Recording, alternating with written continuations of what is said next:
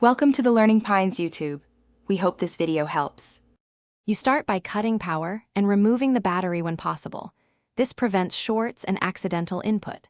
Once done, tilt the keyboard or laptop slightly and blast compressed air between keys to eject loose debris. Then use a soft brush to sweep residues from crevices. Brushes clean where air can't.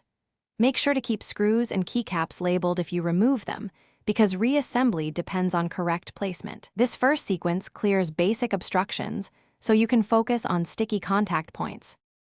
You now tackle the sticky switch itself by removing the affected keycap carefully. Knowing orientation prevents misplacement. Then lightly moisten a cotton swab with 70% plus isopropyl and dab around the switch stem and housing. This dissolves oils and evaporates fast. While it soaks briefly, press and release the switch repeatedly to work the solvent through the mechanism. Make sure to avoid soaking circuit boards. A little on the stem goes a long way.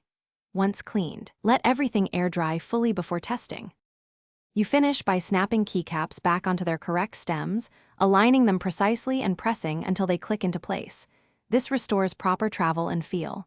Then power up and type, testing each repaired key repeatedly to confirm consistent actuation and release. If a key still sticks, make sure it isn't a damaged switch or warped cap. In that case, replace the switch or keycap. If replacement is needed, follow a switch swap guide. Replace the faulty component rather than repeating surface cleaning. Thanks for watching. Consider subscribing if we helped you.